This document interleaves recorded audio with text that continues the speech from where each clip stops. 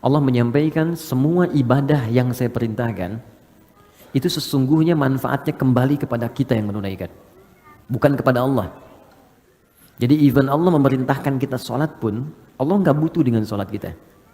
Semuka langit dan bumi tidak menunaikan sholat, tidak akan pernah menurunkan status Allah sebagai Tuhan. Tetap Allah Tuhan. Tapi ternyata kata Allah, kita yang butuh dengan sholat itu.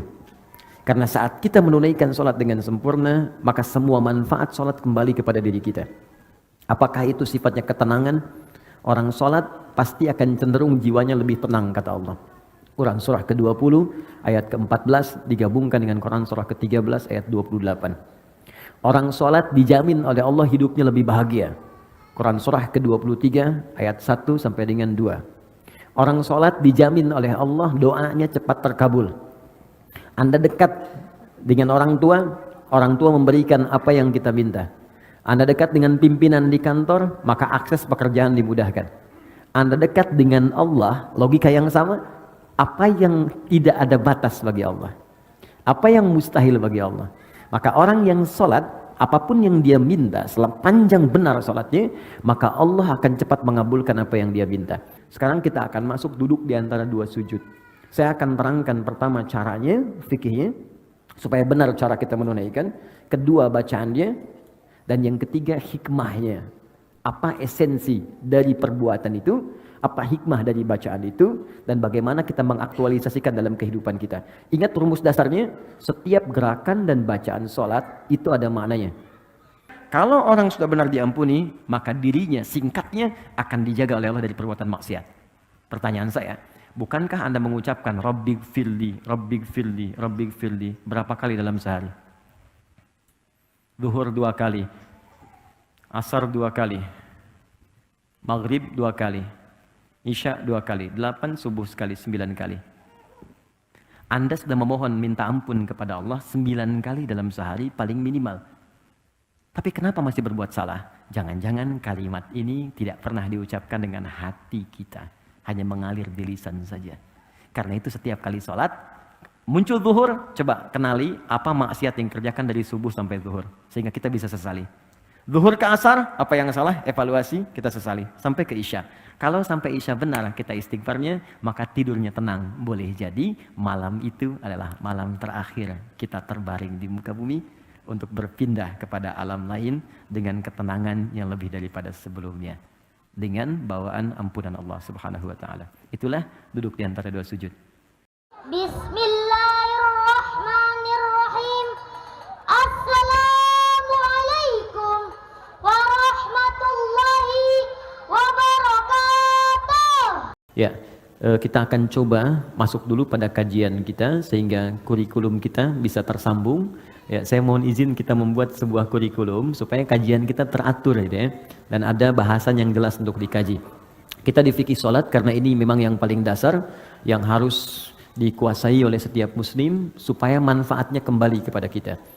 Jadi saya ingin berikan persepsi dulu supaya kita sama-sama benar persepsinya sesuai dengan ketentuan Al-Quran.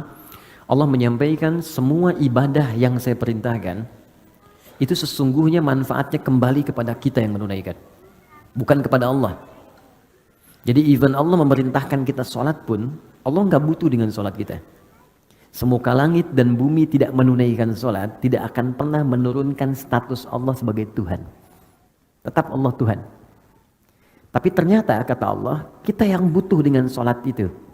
Karena saat kita menunaikan sholat dengan sempurna, maka semua manfaat sholat kembali kepada diri kita. Apakah itu sifatnya ketenangan? Orang sholat pasti akan cenderung jiwanya lebih tenang, kata Allah. Quran surah ke-20 ayat ke-14 digabungkan dengan Quran surah ke-13 ayat 28. Orang sholat dijamin oleh Allah hidupnya lebih bahagia.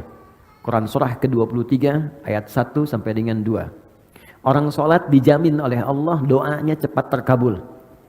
Anda dekat dengan orang tua memberikan apa yang kita minta. Anda dekat dengan pimpinan di kantor, maka akses pekerjaan dimudahkan. Anda dekat dengan Allah, logika yang sama. Apa yang tidak ada batas bagi Allah? Apa yang mustahil bagi Allah? Maka orang yang sholat, apapun yang dia minta, selama panjang benar sholatnya, maka Allah akan cepat mengabulkan apa yang dia minta. Itu ada di Quran surah ketiga ayat 38 sampai 39. Bahkan nanti ada orang yang sering menyebut Allah dan dia sering disebut Allah. Saking disanjungnya oleh Allah, ada orang yang belum minta seketika kebutuhannya dipenuhi oleh Allah Subhanahu wa taala. Itu di Quran surah kedua ayat 152. Fadhkuruni adzkurkum. Zikir padaku, aku akan menyebutmu. Di antara makna zikir itu salat. Quran surah ke-20 ayat ke-14. Orang salat pasti baik. Karena itu Nabi mewasiatkan pada setiap orang tua supaya anak itu dari kecil dididik salat. Nah, ini sering saya tekankan pada pendidikan sekarang nih. Ya, ada teman-teman yang buka TK, SD dan sebagainya. Ini kadang tangganya melompat lebih jauh. Ya, tangga kedua belum selesai, sudah naik ke tangga kelima. Anak TK sekarang fikih sholat belum selesai, fikih haji udah manasik gitu. Ini untuk sinergi aja gitu kan. Baik, jadi kenapa Nabi minta ajarkan anakmu dari sejak kecil sholat? Karena rahasia sholat selanjutnya akan membentuk pribadi baik. Itu rahasianya di Quran surah ke-29 ayat ke-45.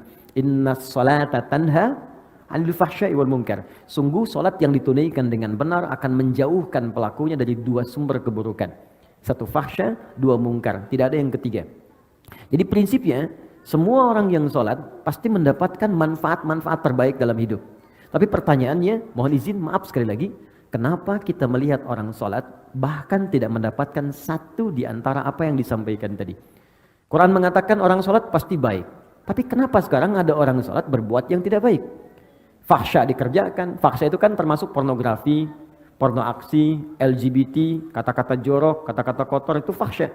Betapa banyak sekarang orang berkata yang kotor, menonton yang tidak baik, tapi juga sholat. Kan unik gitu. Mungkar itu jelas, semua yang diingkari hati. Sumbernya nafsu perut dan akal. Mencuri mungkar, membunuh mungkar, merampok mungkar, berselisih mungkar. Ini yang paling aneh, dalam hal sholat ada yang berselisih. Cuman gara-gara satu bismillahnya dikencangkan, yang satu sir, bisa jadi nggak temenan gitu.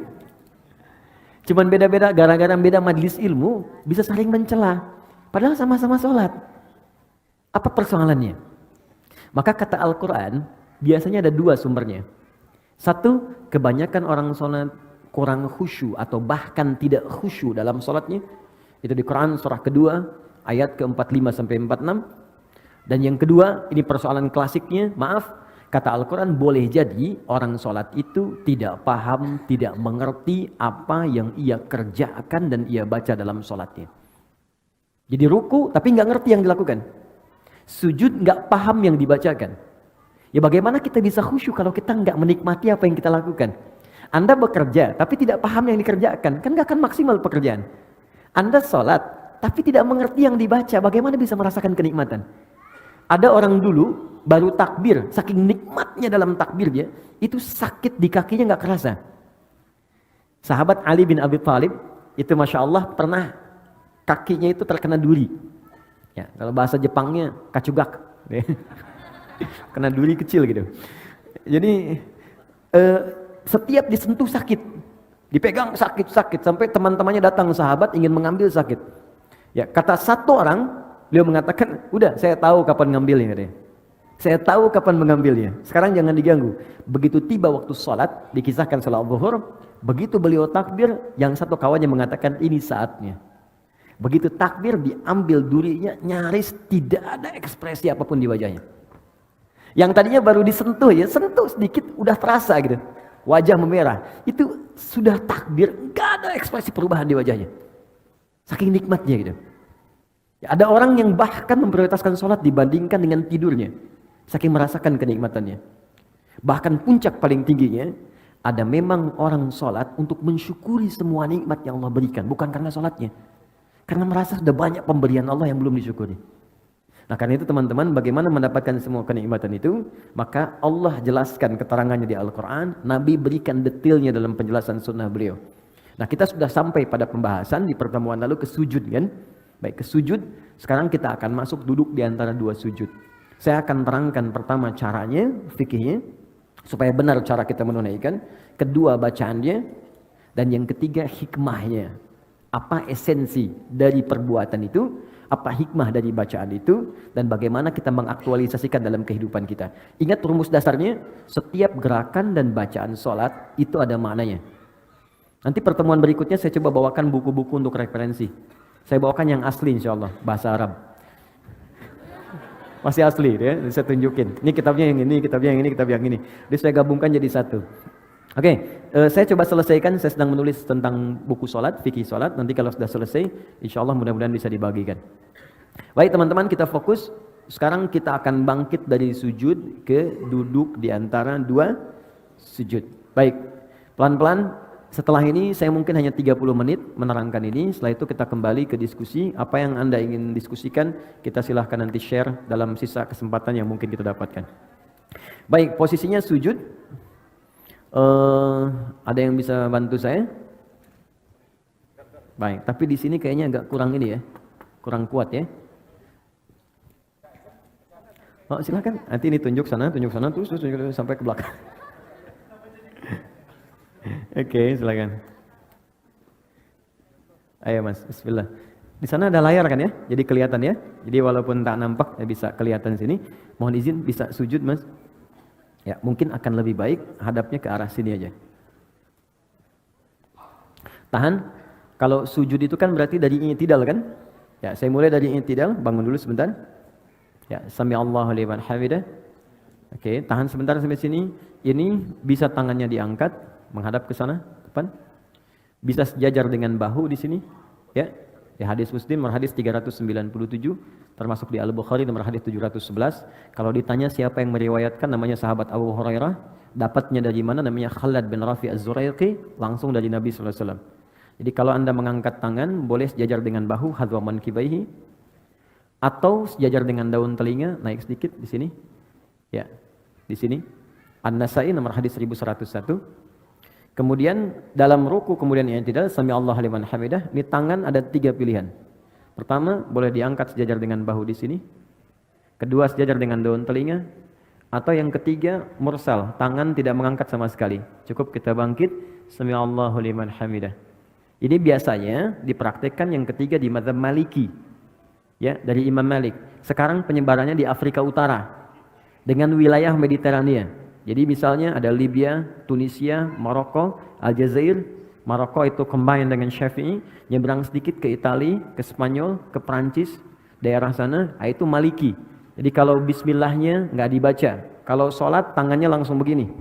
Jadi begitu dia begini, misal Anda sedang umrah nih ya, di Ka'bah atau sedang haji, mudah-mudahan yang belum berangkat bisa segera insya Allah. Nah, tidak cukup dengan amin, nabung. Jadi kalau Anda sedang lihat orang begini depan Ka'bah, nah, jangan diajak ngobrol. Itu sedang sholat. Nah, tiba-tiba dia ruku misalnya kan, atau yang tidak dia angkat tangan, itu Maliki. Baik. Sami Allah liman hamidah. Sekarang kemudian sujud. Perhatikan baik-baik. I'tidal, jangan langsung sujud. Kata Nabi, hatta ta'tadila qa'iman, sampai engkau tegak berdiri dengan sempurna. Jadi begitu ini turun, sami Allah liman hamidah, rabbana walakal hamd. Ingat maknanya? Masih ingat hikmahnya? Orang yang rukunya benar kepada Allah. Ruku itu artinya taat, patuh. Di ruku itu filosofisnya bukan sekedar diminta formalitas ruku dan lurus semua, tidak. Tapi ini gambaran kepatuhan kepada Allah. Karena orang Romawi dulu, orang Persia ketika menghormat kepada rajanya, itu mereka ada yang ruku begini. Ada yang sujud. Nah itu gambaran patuh sempurna. Jadi kalau diperintahkan, mungkin teman-teman lebih tahu lah film-film kolosal masa lalu kan. Kalau prajurit diperintahkan kan ada kepatuhan, siap gitu kan. Dan dia mengerjakan apapun termasuk mengorbankan nyawanya. Maka Allah meminta kepada kita, Anda pada manusia aja bisa patuh sempurna. Kenapa pada saya yang menciptakan Anda nggak patuh sempurna? Maka dibalik oleh Allah, rukulah yang sempurna. Makanya saat ruku semua diminta sempurna. Dari kepala sampai bagian belakang. Diurutkan. Ini gambaran kepatuhan kita kepada Allah. Makanya kita katakan, Subhana rabbiyal azim wa bihamdi. Ya Allah, kalau ada orang yang dihormati oleh orang lain dalam kehidupan, ada makhluk yang disanjung, maka tidak ada yang paling tinggi, paling azim kecuali Engkau. Subhana rabbiyal azim, dan aku puji Engkau. Nah, orang-orang yang rukunya benar kepada Allah, dia patuh pada Allah, diminta dikerjakan, suruh ditinggalkan dia tinggalkan, maka Allah akan angkat derajatnya. Jadi iman itu kalau sudah kuat, tandanya patuh. Makanya iman sering disertakan dengan amal soleh. Amal soleh itu ujian kepatuhan. Quran surah 103. Ya, wal 'asr innal insana lafi khusr illa alladziina amanu wa amilus shalihat. Jadi kalau orang sudah beriman, itu tandanya tanda patuh. Diuji dengan amal soleh. Ada sholat, makanya sholat dibuka dengan kalimat iman. Alladzina yu'minuna bil ghaib wa Yuqimunas shalah, iman dulu baru salat. Puasa dibuka dengan iman. Al-Baqarah 183, ya ayyuhalladzina amanu kutiba alaikumus syiyam. Iman dulu baru salat. Artinya kalau kita sudah ruku, kita itu siapa tuh? Kata Allah kerjakan, kerjakan. Kata Allah tinggalkan, tinggalkan. Dan kata Allah, aku nggak butuh dengan itu, ini untuk kamu. Makanya orang-orang yang imannya sempurna, maksudnya patuh, maka Allah akan angkat derajatnya. Maka digambarkan lewat i'tidal. Allah mengangkatnya dengan sempurna. Itu dalilnya ada di Quran surah ke-58 ayat 11. Yarfa'illahu alladhina amanu minkum. Allah akan angkat derajat orang-orang yang sempurna imannya di antara kalian. Ditunjukkan dengan kepatuhan. Begitu diangkat dikatakan sami'allahu liman hamidah. Ya Allah, saya mendengar apa yang kau perintahkan, saya patuh. Sami'na wa ata'na. Ya hamidah, saya puji engkau dengan segala kemuliaan kau berikan kepada saya. Maka Allah katakan, kau mau minta apa saya berikan. Maka kita katakan, masih ingat di pertemuan lalu? Ya, sami'allahu liman hamidah, Rabbana walakal hamd. Mil'as samawati wa mil'al ardi wa mil'a ma syi'ta min syai'in ba'du. Kata Allah, silahkan kamu minta apapun sekarang. Mau sepenuh langit, sepenuh bumi, atau antara langit dan bumi, atau antara apa yang belum aku sebutkan engkau ingin mintakan. Minta sekarang. Maka saat minta itulah ada posisi yang paling tinggi untuk meminta, yang bebas kita memohon. Dalam berdiri terbatas, ruku terbatas. Sekarang yang selanjutnya itu yang paling dahsyat. Sangat luar biasa. Itulah sujud. Tapi ada rahasia setelah sujud, itu pun sangat istimewa. Maka kita diminta sujud, turun, ruku, kemudian yang tidak, kemudian sujud, kita lihat, tahan, up, berhenti. Ini pakai lutut, boleh ya? Boleh. Masih ingat dalilnya? Abu Daud nomor hadis 838 dari Wa'il bin Hujur. Boleh juga pakai kedua telapak tangan, turun. Jadi begitu mau turun, telapak tangan dulu. Ya. Baru kemudian lututnya, baru turun. Dan gak usah berdebat. Yang pakai telapak tangan, sahabat Abu Hurairah. Yang pakai lutut, Wa'il bin Hujr. Wa'il pakai lutut, Abu Hurairah pakai telapak tangan, dua-duanya sahabatan. Ya, dan dua-duanya sahabat dan mulia di hadapan Nabi. Anda sahabat bukan, tabi'in bukan, ulama bukan, satu lutut, satu telapak tangan ribut gitu kan. Anda siapa? Ya, yang lutut benar, telapak tangan benar. Yang salah yang pakai kepala duluan. Ingat itu. Oke. Sujud. Oke, tahan sebentar. Mohon izin. Maaf, mudah-mudahan kelihatan. Teman-teman, kata Ibnu Abbas radhiyallahu taala anhuma, umirtu an asjuda ala sab'ati a'zamin. Aku diperintahkan sujud dengan 7 anggota tubuh menempel, plus tambahan 1 di hidung. 1 jabhah, kening, ini keningnya menempel. Mohon izin bangkit dulu Mas. Di sini nempel ya. Dan tolong sekatnya ya. Rambut ini sudah bagus, ya sisirannya udah baik. Jadi nggak pakai peci pun nggak apa-apa. Ingat, peci ini bukan rukun sholat dan bukan syarat sholat. Ya, peci ini adalah penutup ketika rambut terlampau menutupi bagian kening sehingga menghambat kita sujud. Jadi kalau memang sudah nggak ada rambutnya, nggak apa-apa, nggak usah pakai peci pun, nggak ada masalah. Ya, atau kalau mau pakai peci pun nggak ada masalah, silakan. Ya, jadi dan yang paling penting itu nggak ada penghalang yang langsung menghalangi rasa sujud. Kecuali hal yang ringan. Kalau ringan itu seperti mukena untuk perempuan, ya. Atau misalnya kain tertentu seperti sejadah, boleh sepanjang nggak terlampau empuk. Awas, ingat, saya ingatkan. Nabi melarang kita sujud di tempat sujud yang terlampau empuk seperti bantalan. Ada sejadah sekarang kelihatan mewah, tapi sebetulnya nggak bisa di tempat sujud. Oh, okay. What's happening, you know? Okay. Nah itu nggak bisa, dilarang oleh Nabi. Kenapa? Karena nanti akan menghambat menempelnya kening dengan sempurna. Nah nanti kata Nabi, idza sajadta famakin sujudak. Kalau engkau sujud, tempelkan dengan sempurna sehingga terasa ada penempelan antara kening dengan tempat sujud. Dan sekarang ketika diteliti secara ilmiah ada titik God spot di sini. Itu enak. Jadi kayak kita tuh kayak sujud itu kayak mengalir ke puncak ke dalam kepala kita, ke bagian yang tengah ini. Dan biasanya kalau awal-awal belum sempurna itu agak pusing dulu awalnya. Setelah itu nikmat. Ya, itu yang pertama jabah. Dan ini mohon izin, jangan sampai berdoa dulu sebelum yang 7 ini sempurna. Jadi begitu kening sudah menempel, yang kedua telapak tangan, 2 telapak tangan, jadi hitung 3, 1, 2. Kemudian selanjutnya 2 lutut, 3 tambah 2, 5, lutut 2. Selanjutnya jemari di 2 telapak kaki, tambah 2, 7. Nah, untuk jemari khusus spesial, mohon izin menghadap ke arah sini sujudnya. Makasih, jazakallah khair. Fokus baik-baik, lihat teman-teman, saya ingatkan lagi, sangat bagus, sangat bagus. Kakinya nutup, bukan terbuka begini. Ya kan? Tutup seperti ini. Kemudian jemarinya dilipat begini. Ya, nanti manfaatnya banyak. Lalu ini dibuka sedikit, tidak nutup ke dalam begini. Nabi pernah mengingatkan dengan keras, jangan kau bersujud. Awas hati-hati ya dengan ini menutup. Jadi hati-hati kata Nabi, apa engkau mau bunuh diri? Ya, karena ketika Anda seperti ini, dia rahmanya tertutup, napas menjadi sesak. Ini paling berbahaya, makanya dibuka.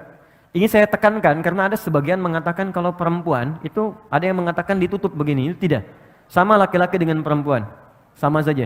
Kecuali dalam takbir di awal, perempuan tuh boleh rapat begini. Itu di Syafi'iyah. Karena dulu nggak ada hijab seperti sekarang.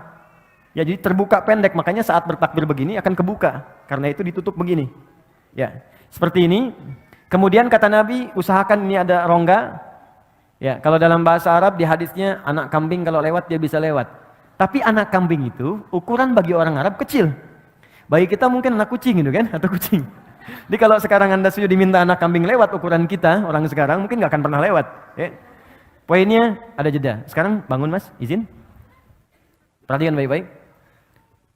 Tanya apa sih? Oke, fokus. Dalam sujud, saya mau masuk ke bangkit dari sujud. Dalam sujud, ketika Anda kemudian ingin sujud, itu perintahnya langsung dibocorkan oleh Nabi rahasianya. Fokus, kata Nabi, kalau Anda minta, ingin cepat dikabulkan, dan banyak permintaan, lakukan dalam sujud. Ya, lakukan dalam sujud. Saya ulang, lakukan dalam sujud. Dan itu bahasa Nabi banyak diungkapkan kepada sahabat, termasuk Ibnu Abbas radhiyallahu taala anhu. Ya, idza sajadta fa'aksiru doa. Kalau engkau sujud, maka perbanyak doa dalam sujud. Dalam sujud ini ada doa yang standar. Yang standar yang saya ajarkan di pertemuan lalu, ya subhana rabbiyal a'la atau subhana rabbiyal a'la wa bihamdi atau subhanakallahumma bihamdika Allahumma ighfirli. Setelah itu baru pembuka.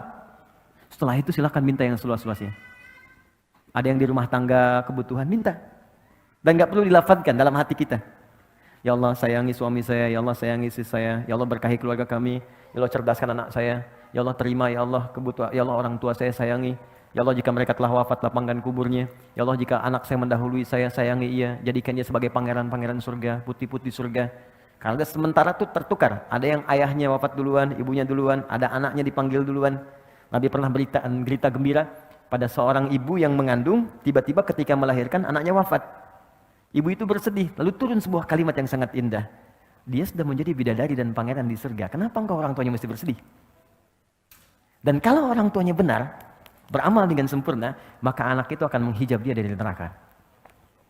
Itu tabungan yang sangat indah. Ada orang tua mendidik anak sampai dewasa dan belum sampai level itu. Anda dikasih hadiah duluan gitu. Di bahasa nabinya begitu, kamu saya kasih hadiah, kenapa kamu bersedih? Dan semua orang akan wafat sesuai dengan ajalnya. Imma sekarang atau besok. Kamu menangis pun tidak akan menghentikan ajal dia tiba. Tapi engkau berjuang, engkau mengandung, engkau berdoa. Dan engkau menginginkan anakmu baik, aku kabulkan. Dan dia akan menghijab engkau sampai di akhirat. Cuman jangan sampai engkau berpisah dengan dia. Anakmu sudah fitrah baik, engkau berbuat maksiat. Makanya orang tua yang menjaga kesolehannya, walaupun misalnya nggak sempurna seperti orang lain, nggak hafal Quran. Banyak sahabat Nabi nggak hafal Quran, nggak rajin tahajud. Dia mengerjakan sholat fardu, dia mengerjakan sholat sunnah, mencoba lebih baik lagi, semampu dia lakukan. Kemudian dia wafat. Dan dia punya tabungan itu. Maka kata Nabi, anak itu akan menghijab dia dari neraka. Ya, Islam itu kadang dibacanya pakai dalil gitu, dan pakai jiwa. Kalau iman kita ikuti, maka akal akan mengikuti itu. Nah yang paling menarik minta dalam sujud. Jangan sia-siakan, makanya Nabi itu lama sujudnya. Banyak orang salah persepsi, mengira sujud terakhir yang paling lama. Yang hanya lama. Padahal setiap sujud itu lama. Cuman yang terakhir itu kenapa lebih lama? Karena Nabi itu rindu menunggu sujud berikutnya. Menunggu sujud berikutnya itu lama, Bu. Ya, karena waktu sholat yang berikutnya itu harus ditunggu. Gini, Anda sedang mencintai seseorang. Berpisah beberapa saat kan nunggunya lagi lama kan? Anak mau pergi nih. Kita sangat mencintai anak kita.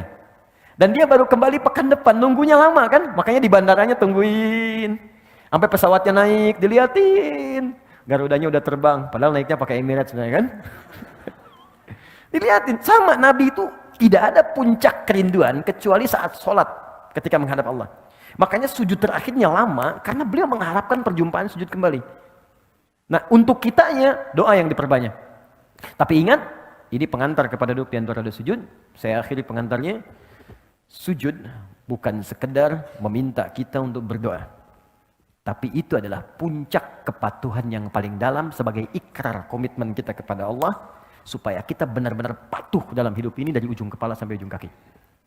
Anda bayangkan, ruku saja, ruku benar, komitmen patuh kita, Allah akan angkat derajat kita. Maka bagaimana dengan orang yang komitmen dari ujung kepala sampai ujung kakinya akan patuh kepada Allah? Ya Allah, saya siap patuh. Saya akan gunakan mata saya untuk melihat apa yang Engkau perkenankan saja. Yang tidak Engkau perkenankan, saya tidak akan lihat. Tunduk, sujud. Patuh. Ya Allah, saya patuh. Lisan saya hanya akan saya gunakan pada yang apa Engkau inginkan. Yang Engkau larang, aku akan jauhi. Maka tunduk, patuh, sujud, jatuhkan oleh kita. Dari ujung kepala sampai ujung kaki. Maka tahu apa yang terjadi? Begitu Anda kemudian bisa melakukan itu dengan semaksimal yang kita bisa, maka kita akan diangkat lagi oleh Allah dan langsung diberikan oleh Allah 6-7 jenis kalimat yang kalau itu dibacakan sudah selesailah semua persoalan kehidupan kita dunia sampai akhirat. Ya, dan cara mengangkatnya bukan berdiri lagi. Karena orang saat diangkat berdiri pun bisa lelah. Tapi Allah dudukan. Bukankah duduk lebih santai dibandingkan dengan berdiri? Maka orang setelah sujud, bangkitlah dia dari sujudnya, tidak langsung dia berdiri, tapi diminta duduk di antara dua sujud itu. Perhatikan, sujud, silakan, Mas. Bismillah. Oh, silakan. Itu biasa, kiblat itu bisa beralih ya dari Masjidil Aqsa ke Masjidil Haram. Boleh, boleh silakan, boleh. Iya, asal tidak ke Old Trafford aja. Oke, bismillah. Sudah? Sekarang sudah sujud? Paham ya? Kenapa diminta sujud? Bukan sekedar kita memohon kepada Allah, tapi permohonan itu diikat dengan komitmen. Ingat, kalau Anda ingin cepat dikabulkan permohonannya, maka cepat pula lakukan apa yang Allah mintakan. Adil kan? Kata Allah, saya minta ini, kerjakan. Begitu kita kerjakan, kamu minta apa? Saya kabulkan. Nah, ini gambaran patuh dari ujung kepala sampai ujung kaki. Begitu semua dikerjakan dengan baik, Anda bangkit. Maka Anda katakan, Allahu Akbar. Baik? Ya, saya masuk ke caranya dulu. Saya masuk ke fikihnya. Yuk kita mulai ke cara duduknya. Mohon izin maju sedikit. Terima kasih. Ya, silakan duduk. Oke, fokus baik-baik. Teman-teman, ada dua jenis duduk dalam sholat. Satu, iftirash. Dua, tawarruk. Ya, saya tuliskan sebentar. Jangan nengok, sedang sholat. Oke. Saya mau izin, saya pakai jubah hari ini karena ada yang ngasih saya. Saya kalau dikasih saya langsung pakai untuk ibadah dulu. Ya, setelah itu baru saya simpan. Jadi untuk menyayangi orang yang ngasih. Lihat sini. Satu iftirash. Enggak pakai hamzah. Iftirash pakai sin besar. Dua, tawarruk. Pakai kaf. Gini, pelan-pelan. Boleh melihat ke sini kalau ingin melihat ke sini? Ya. Iftirash akar katanya dari kata farasya. Kemudian ada firash, sesuatu yang terhampar, terbentang. Ya, Quran surah kedua Al-Baqarah ayat ke-22. Allazi ja'ala lakumul arda firasya. Allah yang telah menjadikan bumi itu di dalamnya ada hamparan. Ini bukan bumi datar. Ya, bukan bumi datar. Maksudnya di bumi itu kalau Anda keluar dari bumi, pengen tahu bentuk bumi, keluar dari bumi, lihat. Maka akan Anda lihat bentuknya. Tapi kalau Anda hidup di bumi, supaya saya mudahkan kehidupan, saya jadikan hamparan supaya Anda bisa pijak. Nah, firash itu hamparan. Kasur disebut firash karena terhampar. Kalau kasurnya bulat nggak bisa kita tidur di situ. Ya.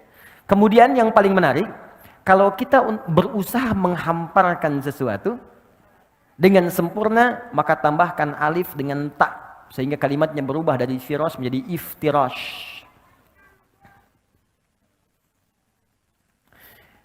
Duduk iftirash adalah duduk yang berusaha menghamparkan bagian ujung kaki sampai dengan ke lutut bagian depan. Sehingga ketika bangkit dari sujud, ya, hamparkan bagian lutut bagian depan sampai dengan ke ujung kaki. Dan duduk dengan sempurna, baik itu yang kaki sebelah kanan ataupun yang kirinya. Bagaimana cara duduknya? Kita lihat dulu. Saya ajarkan caranya dulu sebelum kebacaan. Izin. Bismillah. Lihat sini, teman-teman. Nah ini. Jadi ketika kakinya dihamparkan, dilipat ke belakang. Jelas? Kemudian yang kedua, mohon maaf, ini kaki bagian belakang yang jarinya dilipat. Ini bagus sekali. Nah, yang ketiga, ini yang paling penting. Ada bagian kaki kiri yang sebagiannya itu dihamparkan ke arah dalam untuk diduduki. Seperti firash, kasur, kan kita hamparkan untuk diduduki, ditiduri gitu kan. Ini seakan-akan tumpuan bagian belakang tubuh kita itu menduduki bagian kaki sehingga disebut dengan iftirash namanya. Jelas ya? Baik. Ini hamparkan kaki yang bagian dalam, seperti ini, bagus, angkat sedikit, maaf. Ini, seperti ini. Ini yang disebut firashnya. Iftirash melipat kaki yang ini, menghamparkan yang ini, melipat kaki bagian yang kiri, lalu diduduki. Ya, jelas ya? Baik, jadi seperti ini. Ini sudah bagus sekali. Yang ini dilipat jarinya. Seperti ini. Awas hati-hati, ada sebagian beberapa kesalahan. Seperti ini. Misal, kiri, kemudian kanan begini, lalu begini. Ya, ini cara duduk yang tidak tepat. Ini kelihatan. Baik ya. Atau begini. Ya, kelihatan? Yang kiri dilipat yang kanan, ditumpu baru begini. Ini cara duduk yang tidak tepat. Ya, jadi yang tadi yang sempurna, tapi kalau sedang ada darurat, ada kendala di lutut yang kanan, jangan dipaksakan dilipat ya. Itu boleh. Kaidah fikihnya ad-darurat tubihul mahdzurat. Yang darurat boleh melakukan yang dilarang. Misal, saya nggak bisa begini, bisanya ke depan. Dalam kaki ada masalah, boleh ke depan begini. Ya. Dan yang samping nggak usah negur, woi nggak sopan. Dia bilang batal sholatnya tuh, ya dua-duanya batal. Kalau ngobrol. Oke, satu sudah. Kedua, badan tegak, yang ini. Dia tidak maju ke belakang, tidak mundur juga, dia tegak sempurna. Tiga, posisi tangan. Tangan ada dua posisinya. Bisa di sini, pas di paha, di atas lutut. Ya, lebih enak begini. Di paha, di atas lutut begini. Atau bisa turun sedikit ke lutut begini. Jelas ya? Jadi bisa sama laki-laki dan perempuan, tidak ada beda. Bisa di sini, atau turun sedikit. Jelas? Oke, kalau sudah jelas, posisi ini harus dilakukan dulu sebelum kita berdoa. Jadi bukan naik langsung doa. Bahkan ada yang belum duduk udah berdoa. Rabbighfirli warhamni, duduk aja belum gitu. Ya.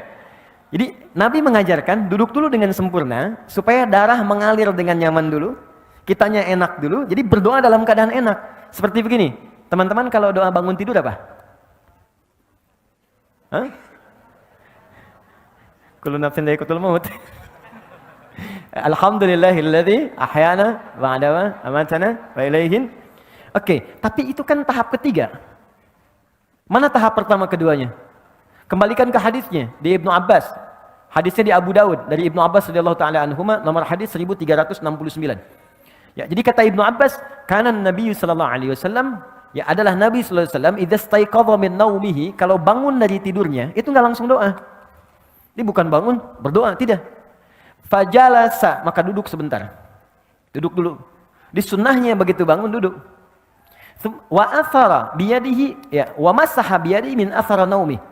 Wa masaha biyadihi min athari naumi, kemudian menghapuskan, menghilangkan dengan bagian tangan yang diduga bersih. Makanya sebutnya yad. Ya, kalau ini diduga bersih pakai ini, kalau ini diduga bersih pakai ini, boleh. Karena nanti kalau diduga kotor, sunnahnya cuci dulu. Karena kita nggak tahu bagian mana yang menyentuh sesuatu yang kotor saat kita tertidur. Ada kotoran di sini tersentuh dan sebagainya, ya. Maka hapuskan dulu bekas ngantuknya. Setelah ngantuknya hilang, baru berdoa. Jadi bukan berdoa saat ngantuk. Karena ada orang baru bangun duduk begini sudah berdoa. Alhamdulillahilladzi ahyana ba'da. Ini berdoa dalam keadaan nggak sadar. Saya ingin tunjukkan betapa Islam itu meminta kita mengerjakan sesuatu dengan pemahaman yang utuh. Jadi bukan mengerjakan sesuatu tapi kita nggak sadar. Bahkan ada orang belum baca doa, baru duduk sudah nggak sadar. Ya bangun 2:30 pengen tahajud, baru duduk, masih begini. Begitu bangun udah jam 5 gitu. Ya. Sadar. Jadi sempurna dulu, duduk sempurna seperti tadi. Itu sudah bagus sekali duduknya. Setelah itu baru kemudian baca doanya. Baik, oke, sekarang kita bacakan doanya. Jadi ada 3 jenis doa. Oke, ada 3 jenis. Ini spesial nih, saking spesialnya cahaya mengkondisikan. Oke. Yang pertama, ada yang singkat. Rabbighfirli, Rabbighfirli. Diulang 2 kali. Nggak pakai Rabbighfirli. Rabbighfirli. Singkat sekali. Ya, Rabbighfirli. Oke. Saya ulang ya. Anda boleh ikuti. Rabbighfirli. Rabbighfirli. Cukup sekali kita ucapkan.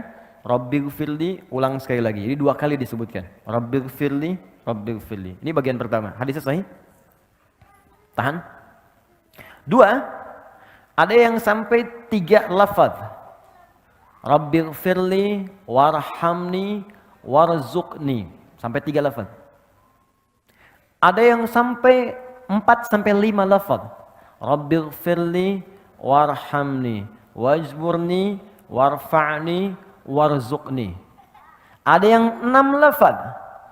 Ditambahkan dengan wa'fu anni. Atau ada yang afini. Maka Rabbighfirli, warhamni, wajburni, warfa'ni, warzuqni, wa'afini. Jelas? Baik, ada yang memasukkan sampai 6 saja. Sampai wa'afini, sampai 7. Yang wa'fu anni enggak dimasukkan.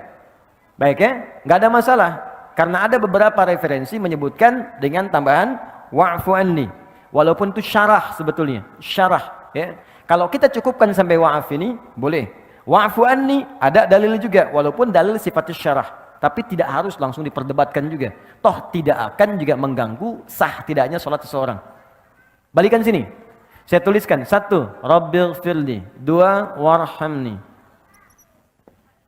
3, wajburni. 4, warfa'ni. Kita masukkan saja. 5, warzuqni. 6, wa'afini. Yang tambahan wa'fu anni. Rabbighfirli, warhamni, wajburni, warfa'ni, warzuqni, wahdini. Belum disebutkan. 1, 2, 3, 4, 5, 6, 7. Ini yang plus tadi saya sebutkan, saya kotaki. Jadi kalau Anda mau nggak bacakan ini, nggak ada masalah. Jelas ya? Sampai di sini. Kalau mau tambahkan dengan syarah tadi, silahkan. Karena ini semakna dengan yang ini, tapi ini lebih dalam. Oke, sekarang pelan-pelan. Fokus ini. Lihat baik-baik. Rabbighfirli, ya Allah, ampuni aku. Baik. Saya mau tanya pada teman-teman. Siapa yang ingin dicintai Allah? Alhamdulillah. Boleh angkat tangan?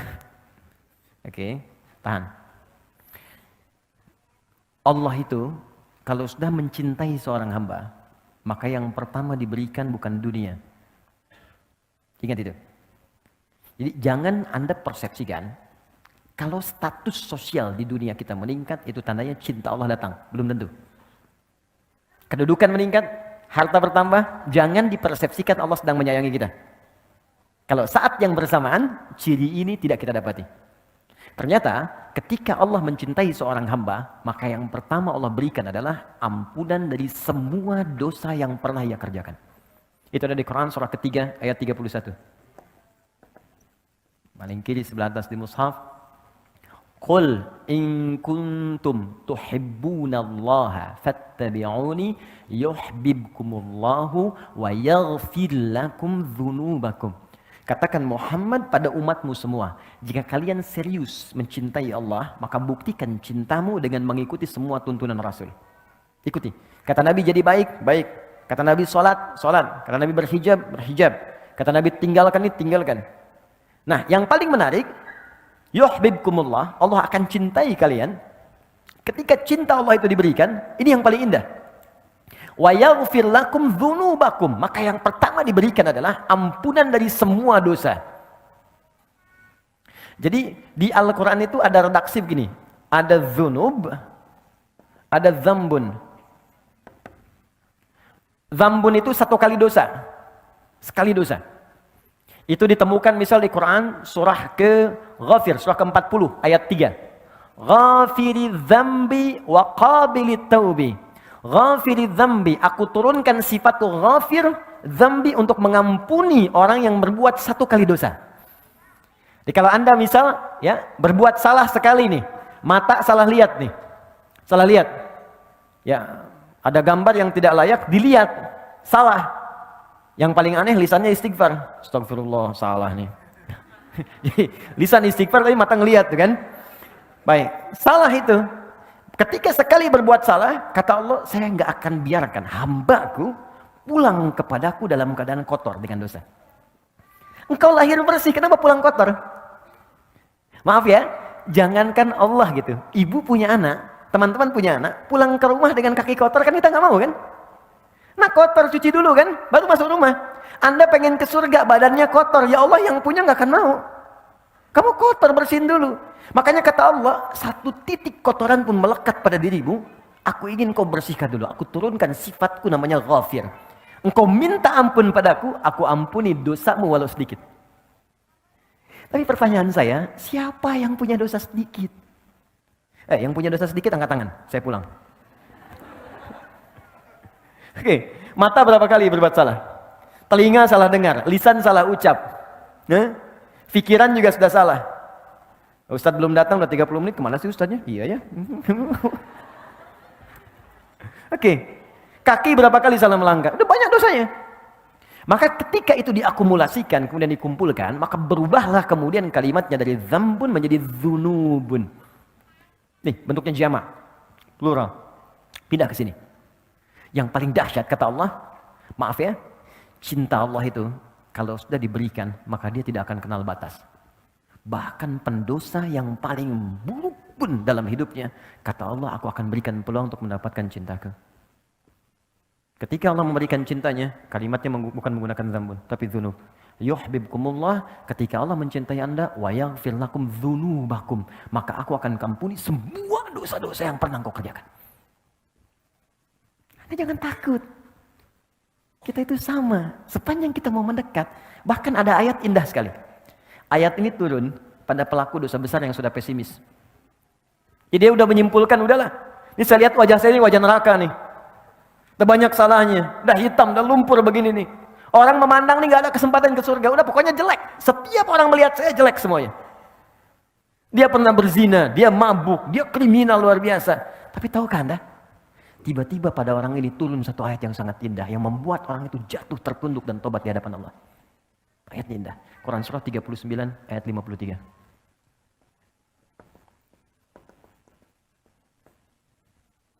Kata Allah, "Qul," katakan Muhammad, "Ya ibadiyalladzina asrafu ala anfusihim." Katakan pada hambaku yang telah mengoleksi banyak dosa dalam hidupnya. Israf itu sesuatu yang berlebihan. Jadi kalau Anda diundang ke resepsi pernikahan, ada prasmanan, Anda makan sekali. Tapi kalau Anda ngantri 10 kali, itu israf namanya. Oke? Nah, ada israf dalam berbuat dosa. Jadi dosanya udah gak keukur. Bahkan saking gak keukurnya, kalau ada orang lain berbuat dosa, dia belum, rasanya belum lengkap. Dia udah mengerjakan ini. Saya juga bisa. Jadi kalau ada orang berbuat dosa, dia belum kerjakan, dia belum lengkap hidupnya. Israf. Itu ketika dia mau kembali, itu masih disebut hamba oleh Allah. Katakan pada hambaku, ibad, itu jarang disebutkan kecuali menunjuk pada hamba yang soleh. Buka Quran surah kedua ayat 186. Paling kiri sebelah bawah di mushaf. Wa idza sa'alaka ibadi anni. Kalau hambaku yang soleh saat Ramadan, dia ingin berdoa kepadaku, mencari-cari aku. Fa inni qarib, katakan Muhammad pada mereka, aku dekat. Wa ibadur rahmanil ladzina yamshuna 'alal ardi hauna. Di surat Al-Furqan, hamba-hamba Allah yang penyayang. Kalau jalan itu jalannya bagus. Anda bayangkan, penjahat yang tobat itu disamakan statusnya oleh Allah dengan hamba yang soleh. Jadi Allah itu sangat menyukai, maaf ya, penjahat yang tobat, orang salah yang tobat dibandingkan dengan orang soleh yang tidak pernah merasa salah. Allah sangat mencintai orang salah yang bertobat dibandingkan orang soleh yang tidak pernah merasa salah. Di ketika Anda berbuat dosa sebanyak apapun kata Allah, dan Anda ingin tobat, apa kalimatnya? La taqnatu min rahmatillah. Kamu jangan putus asa dari rahmatku. Dan disebut hamba. Kamu sama dengan soleh yang lain. Cuman kamu tinggalkan aja perbuatan buruk kamu. Gini cara memahaminya. Anda punya anak. Anak itu sudah berbuat buruk yang sangat luar biasa. Keluarga sudah nggak enak. Di mana-mana disebutkan pokoknya nggak bagus. Udah mencela, udah merusak nama baik keluarga dan sebagainya. Tiba-tiba anak itu mau pulang. Anda terima nggak? Terima. Oke. Ketika dilihat disambut dengan senyuman? Belum tentu. Ngapain kamu kesini? Oh, kamu bukan anak saya lagi. Oh, lantas anak siapa? Oke. Itu hamba. Tapi Allah tidak. Begitu seorang pelaku maksiat yang paling tinggi pun ingin bertobat, langsung disebut dengan kalimat ibad. Qul ya ibadiyalladzina asrafu. Katakan hambaku sini. Kamu mau tobat? Jangan putus asa dari rahmatku. Innallaha, teruskan ayatnya. Innallaha yaghfiru dzunuba jami'a. Allah akan mengampuni semua dosa-dosa yang pernah kau kerjakan. Kenal Firaun? Oke. Ya. Nih ya. Fir'aunnya. Catat kalimat saya nih. Fir'aunnya. Fir'aun tuh gelar bagi raja di Mesir, Farao, bahasa Arabnya Fir'aun. Hobinya bunuh orang. Al-Baqarah ayat 49. Jadi kalau ada perempuan yang mengandung, itu di sampingnya udah ada algojo. Satu mengawasi, satu pegang pisau. Jadi kalau lahir perempuan, bebas. Perempuan, bebas. Wa yastahyuna nisa'akum. Kalau laki-laki, langsung dibanting ke tanah, disembelih di hadapan ibu yang baru melahirkannya. Yuzabbihuna abna'akum. Mengaku Tuhan. Ana rabbukumul a'la. Saya Tuhanmu yang paling besar. Firaun. Orang sekarang paling banter ngaku nabi. Firaun ngaku Tuhan. Tapi itu tidak menghalangi kasih sayang Allah untuk memberikan dia hidayah. Kita sekarang sampai kiamat nabinya cuma satu, nggak pernah lihat lagi Nabi Muhammad SAW. Fir'aun langsung 2 nabi, Anda bayangkan. Musa dan Harun. Quran surah ke-20 ayat 43 sampai 44. Idhaba ila fir'auna innahu tagha. Musa dan Harun pergilah kepada Fir'aun, dia sudah mulai melampaui batas. Faqula lahu qawlan layyina la'allahu yatadhakkaru aw yakhsha. Coba ingatkan dia dengan kelembutan. Mungkin dengan lembut itu, dia akan sadar dia salah. Anda bayangkan, saking rahmannya Allah, seorang yang mengaku Tuhan, hobinya bunuh orang, itu masih diberikan kesempatan dapat hidayah supaya balik lagi. Sampai nyawa itu di tenggorokan itu. Maksud saya gini, kalau Allah sudah tawarkan sifat yang sempurna ini, Anda belum bertobat juga, Anda butuh apa lagi untuk berubah? Anda akan wafat. Lihatlah ke cermin, kamu akan wafat. Innaka mayyitun fa innahum mayyitun. Kamu wafat. Sesuatu kamu akan pulang. Masa pulang dalam keadaan kotor? Apa enggak malu kamu lahirnya bersih, pulangnya kotor? Dan itu dibuka di hadapan Allah semua. Nah, poinnya adalah ketika Allah mencintai seorang hamba, maka dia akan mendapatkan ampunan dari dosa. Yang paling menarik, fokus baik-baik. Yang paling menarik, artinya kalau ada seseorang yang diampuni dosanya oleh Allah, maka dia sudah mendapatkan cinta Allah Subhanahu wa taala. Fokus dari sini. 1. Kata ini, Rabbighfirli adalah kalimat permintaan kepada Allah untuk memohon supaya dosa-dosa kita diampuni oleh Allah Subhanahu wa taala. Kalimat pengampunannya wa yaghfir lakum dzunubakum. Ketika kita memohon untuk diampuni, robah kalimat ini ke bentuk permintaan. Ighfir, Rabbighfirli. Ya Allah, ampuni dosaku. Ketika Anda meminta, persamaan terbaliknya, ketika Anda meminta diampuni dosa, saat bersamaan, bukankah Anda meminta dicintai oleh Allah? Karena orang yang diampuni dosa, persamaan terbaliknya akan mendapatkan cinta Allah. Jelas? Oke, sekarang kenapa kalimat ini boleh disebutkan tanpa menyebutkan kalimat yang lainnya? Rabbighfirli. Jadi teman-teman kalau sedang buru-buru, misal, maaf ya, sedang jamak qashar atau sedang di perjalanan, itu ketika duduk di antara 2 sujud, Anda tidak harus menyempurnakan semuanya. Boleh cuman baca ini 2 kali diulang. Rabbighfirli. Tapi dibacanya pakai hati, bukan cuma di lisan. Maksudnya dikeluarkan di lisan, dikuatkan oleh hati. Rabbighfirli. Ketika Anda bacakan itu, Perhatikan cara bacanya, fokus baik-baik. Karena ini kalimat yang sangat menentukan. Kalau Anda benar bacanya, maka Anda akan mendapatkan cinta Allah. Ini poinnya. Nah, apa gambaran bagi orang yang dicintai oleh Allah? Orang yang sudah dicintai oleh Allah, maka apapun yang ia inginkan dalam hidupnya, Allah akan kabulkan. Sepanjang itu ia butuhkan. Bahkan ada orang yang belum pernah minta, Allah langsung berikan. Anda cinta pada anak Anda minta sesuatu bukan karena belikan. Kalau Anda mampu. Anda dicintai Allah. Apa yang mustahil bagi Allah untuk diberikan pada kita? Ya, jadi kalau kita benar-benar minta ampun yang serius, itu cinta ini akan turun. Dan cinta itu persamaannya pemberian. Pasti. Orang yang mencintai objek tertentu pasti akan memberikan apa yang ia inginkan. Pemberian. Anda cinta istri Anda atau suami Anda, maka Anda akan persembahkan yang terbaik. Masak yang paling enak, berikan hadiah yang paling bagus, anak-anak disayang dengan baik, gitu kan?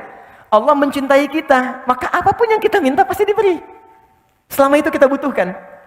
Makanya ada di antara orang soleh yang dalam hidupnya selalu mengucapkan kalimat ini, istighfar, supaya mendapatkan cinta Allah. Ada tukang roti di zamannya Imam Ahmad bin Hanbal, sekitar tahun 164 sampai 170 Hijrah. Ya. Itu kebiasaannya setiap menahan adonan, bikin adonan, dia istighfar. Astagfirullah, astagfirullah, astagfirullah. Berhenti istighfar lagi, mau jalan istighfar lagi. Tiba-tiba, ini kisah menarik. Imam Ahmad datang ke Mesir. Perjalanannya cukup melelahkan, saking lelahnya singgah di satu masjid. Begitu singgah di masjid itu, ketahuan sama DKM, marbotnya lagi. Ya, begitu sedang tiduran kata marbotnya, ukhruj. Jangan tiduran di dalam, keluar. Imam Ahmad itu sangat populer, sangat dikenal ulama, cuman kan zaman dulu nggak ada seperti sekarang. Ya, foto, gitu kan? Orang ketemu ulama, ustadz dulu minta doa, sekarang kan minta foto. Oke. Ada yang pasang status macam-macam. Jadi dulu tuh zaman dulu nggak ada foto, nggak ada handphone, makanya tahu Imam Ahmad, terdengar namanya, tapi nggak pernah lihat orangnya. Dan ini marbot nggak kenal. Itu Imam Ahmad, keluar aja katanya. Imam Ahmad pun nggak bilang saya Imam Ahmad, tidak. Beliau tahu fikihnya, ini boleh istirahat dalam masjid di wilayah tertentu, disuruh keluar. Kata Imam Ahmad, saya sedikit aja keluar, barwah katanya, barwah itu lebih kasar. Maka duduk di luar, di pelatanannya. Orang itu datang lagi, rawah, itu paling kasar. Jadi kalau ukhruj masih sopan keluar. Barwah kasar, rawah itu keluar dengan rohnya sekalian. Di Anda keluar, rohnya pun jangan di sini, pergi. Jadi kalau Anda nanti sedang umrah atau haji, ibu sedang sholat dekat Ka'bah, ada petugas bilang, Bu, ukhruj, ibu, ukhruj, ya. Nah, ini diminta keluar, jangan bertahan. Barwah, lebih kasar. Rawah, itu kasar banget. Rawah, bukan rawah, saya Aminah. Itu diusir namanya, ya. Pergi sama rohnya sekalian. Maka pergi beliau, begitu jalan, lewati tempat tukang roti tadi, makhbaz. Si tukang roti lihat, dipanggil, Syekh, sini kayaknya capek, istirahat di sini. Beliau istirahat. Saat duduk itulah istirahat, tukang roti itu meneruskan kembali pekerjaannya. Dia bilang astagfirullah, gila, astagfirullah. Imam Ahmad lihat, Imam Ahmad itu tahu betul, istighfar itu mendatangkan cinta Allah. Cuman ingin menguji di tukang roti itu. Kata beliau, yes Sayyid, Tuhan, aku lihat engkau setiap pegang adonan, astagfirullah, bikin adonan astagfirullah, apa manfaatnya? Kata tukang roti itu, wallahi, dengan kalimat ini, tidak pernah aku meminta permintaan kepada Allah, kecuali semuanya dikabulkan. Wallahi, kata tukang roti, bayangkan, seorang tukang roti, bukan ustaz, bukan kiai, dia mengatakan, setiap saya mengucapkan kalimat ini, saya meminta sesuatu kepada Allah, tidak pernah saya memohon kecuali dikabulkan. Cuman sampai sekarang, satu aja yang belum terkabul katanya. Apa itu kata Imam Ahmad? Wallahi saya berdoa kepada Allah, ya Allah, sebelum saya wafat atau dia wafat, tolong pertemukan saya langsung dengan Imam Ahmad bin Hanbal. Imma saya wafat lebih dulu atau beliau wafat lebih dulu. Tolong sebelum kami wafat pertemukan kami. Kata Imam Ahmad, Allahu Akbar, karena istighfar kamu ini saya datang ke sini. Karena istighfar kamu ini saya tiba-tiba pengen ke sini. Saya istighfar kamu ini saya sampai dikeluarkan dari masjid, Pak, itu rumah Allah, hanya untuk diantarkan kepada tempatmu karena istighfarmu. Allahu Akbar. Dan jangan lakukan itu pada saya. Ini. Tapi kalimat ini itu bukan kalimat yang sekedar diucapkan di lisan, bukan. Kalimat yang disertai dengan penghayatan pada jiwa. untuk mendapatkan cinta. Karena cinta itu muaranya hati, ke jiwa. Lihat sini, fokus. Ya Allah ampuni saya. Berarti minta apa? Minta ampun. Kalau minta ampun berarti ada yang apa? Ada yang salah kan? Kalau salah berarti apa? Dosa kan? Oke, sekarang kalau kita sudah paham ini, artinya kita minta ampun karena merasa salah. Mustahil orang minta ampun kalau nggak ada salah. Anak Anda nggak akan minta maaf pada orang tuanya kalau nggak ada kesalahan. Istri nggak akan minta maaf pada suami atau sebaliknya kalau nggak ada salah. Maka kita pun ketika mengatakan Rabbighfirli, ya Allah ampuni saya, karena kita merasa salah. Karena itulah kata para pakar fikih, ahli fikih fuqaha, ketika Anda mengucapkan kalimat Rabbighfirli, maka sertakan di hati kita, rasakan kesalahan apa yang pernah diperbuat sampai duduk di antara dua sujud itu. Tuh, sampai nangis anak. Oke. Bukankah Anda tadi berjanji untuk patuh dalam sujud? Saya patuh, mata saya akan melihat yang baik. Ternyata ketika sudah selesai sholat, mata melihat yang tidak baik. Telinga akan mendengar yang baik. Ternyata telinga salah dengar kan? Salah enggak? Salah kan? Makanya ketika bangkit itu, Anda katakan Rabbighfirli, Rabbighfirli. Mohon izin, maaf sekali kalau kalimat ini kurang menyenangkan.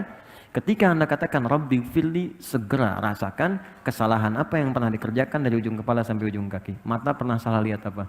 Telinga salah dengar apa? Sampai ke ujung kaki. Kalau itu bisa diucapkan dengan benar, satu kalimat ini saja, itu sudah bisa mendatangkan cinta Allah Subhanahu wa Ta'ala. Kalau cinta Allah sudah diberikan kepada kita, maka yang 7 akan otomatis mengikuti. Warhamni akan disayang Allah. Wajburni akan dijaga dari orang yang mengganggu. Maaf, kata Al-Quran, orang yang berkarir itu tidak akan selamanya mulus. Kadang di atas, kadang di bawah. Kadang ada gangguan, kadang yang iseng. Maka Allah turunkan sifatnya, namanya Al-Jabbar, untuk melindungi hambanya yang dijahili oleh orang lain dalam aktivitasnya. Cara meminta perlindungannya, wajburni. Warfa'ni, diangkat derajat. Di apapun profesi Anda, pebisnis yang paling tinggi. Ya, kedudukan yang paling tinggi, yang baik. Kemudian teruskan, ada kalimat warzukni, rizki. Rizki itu jangan diartikan dengan uang semata, tidak. Kesehatan rizki. Ya, Anda sehat, rizki. Pilih mana? Pilih mana teman-teman? Mohon izin, kan kaya tapi sakit atau miskin tapi sehat? Kaya tapi sehat. Nah, berarti kan sehat itu penting kan? Ya, ketenangan itu rezeki. Tenangan rezeki, sama aja. Pilih mana? Kaya tapi gelisah atau miskin tapi tenang? Cepat. Berarti ketenangan itu rezeki. Ya, kekayaan yang menghadirkan kegelisahan berarti tidak menikmati kekayaan itu. Makanya pencuri itu sebetulnya nggak kaya. Karena setiap dia mencuri, hatinya gelisah. Iya, hatinya gelisah. Koruptor itu nggak kaya, karena setiap dia ngambil, itu gelisah jiwanya. Dan ketika gelisah itu berarti dia masih miskin. Karena dia membutuhkan sesuatu yang nggak dia dapatkan. Ayo, teruskan. Warzukni. Kemudian wahdini. Berikan hidayah. Hidayah itu segala hal yang baik dalam hidup. Makanya ada doa yang diajarkan Nabi kepada Al-Husain dan Al-Hasan. Al-Hasan yang menerima, kemudian Ibnu Umar, Allahumma hdini fiman hadait, wa'afini fiman afait, wa tawallani fiman tawallait. Ya Allah, berikan aku petunjuk kebaikan dan tempatkan aku di tempat orang-orang baik. Allahumma hdini fiman hadait. Jadi kalau menikah, ketemu pasangan baik. Maaf, kalau di kantor, ketemu orang baik. Kalau bekerja, ketemu orang baik. Itu yang dimaksud, Allahumma hdini fiman hadait. Kalau Anda persingkat, wahdini, ya Allah tunjukkan aku pada orang-orang baik. Ya, jadi ini tuh datang sendiri. Jadi kalau orang sudah diampuni dosanya oleh Allah, yang ini datang seketika. Wa'afini, sehatkan aku, jauhkan dari penyakit-penyakit yang merusak, mengganggu untuk ibadah. Wa'afu anni, maafkan aku. Kenapa ini menjadi tambahan? Karena sudah tercakup di sini. Tapi kalau mau dispesifikan, disebutkan nggak ada masalah. Jelas ya? Baik, jadi teman-teman sekalian, kuncinya di sini yang ini akan mengikuti. Kapan ini diberikan? Kalau sujudnya sempurna. Kalau sujudnya sempurna. Nah, terakhir, orang yang sudah diampuni oleh Allah, maka cirinya ada 2. Pertama, dia akan merasa tidak suka dengan perbuatan buruk yang pernah menimpa atau terjadi kepadanya sebelum dia bertobat. Jadi kalau sudah disebutkan lagi nggak enak. Biasa mata melihat sesuatu yang nggak bagus, disebutkan dari tayangan nih, saya nggak mau, jangan sebut itu lagi.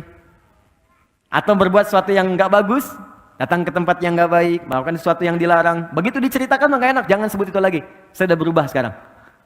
Yang kedua, ciri yang kedua, selalu taubat disandingkan dengan islah. Taba wa aslaha, taba wa aslaha. Dia memperbaiki diri dengan mengerjakan perbuatan yang lebih bermanfaat.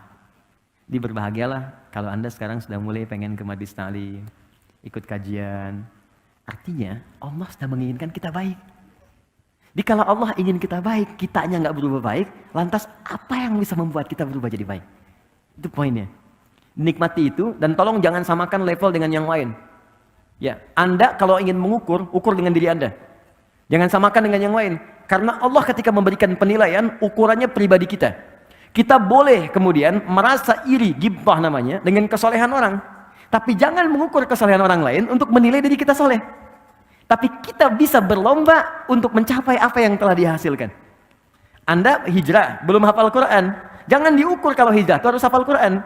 Ukurannya, saya lebih baik daripada kemarin. Ketika Anda meninggalkan perbuatan buruk itu jadi baik, itulah Anda. Solehnya Anda di situ. Tapi kalau Anda ingin mulai menghafal Quran, jadi plus untuk kita. Itu yang disebut ghibtah dalam hadis. Maka dari itu teman-teman, saya simpulkan, kalau orang sudah benar diampuni, maka dirinya, singkatnya, akan dijaga oleh Allah dari perbuatan maksiat. Pertanyaan saya, bukankah Anda mengucapkan Rabbighfirli, Rabbighfirli, Rabbighfirli berapa kali dalam sehari? Zuhur 2 kali, Asar 2 kali, Maghrib 2 kali, Isya 2 kali, 8, subuh sekali, 9 kali. Anda sudah memohon minta ampun kepada Allah 9 kali dalam sehari paling minimal. Tapi kenapa masih berbuat salah? Jangan-jangan kalimat ini tidak pernah diucapkan dengan hati kita. Hanya mengalir di lisan saja. Karena itu setiap kali sholat, muncul zuhur, coba kenali apa maksiat yang kerjakan dari subuh sampai zuhur. Sehingga kita bisa sesali. Zuhur ke asar, apa yang salah? Evaluasi, kita sesali. Sampai ke isya. Kalau sampai isya benar kita istighfarnya, maka tidurnya tenang. Boleh jadi malam itu adalah malam terakhir kita terbaring di muka bumi untuk berpindah kepada alam lain dengan ketenangan yang lebih daripada sebelumnya. Dengan bawaan ampunan Allah Subhanahu wa taala. Itulah duduk di antara 2 sujud. Pertanyaannya, setelah duduk di antara 2 sujud, apa yang dikerjakan? Sujud lagi kan? Nah, kenapa kemudian sujud lagi? Apa bacaannya? Kenapa mesti 2 kali? Itu yang akan kita bahas di pertemuan berikutnya insyaallah. Ya, sekarang kita diskusi dulu. Kita ada waktu 10 menit menuju zuhur. Ya, kurang lebih.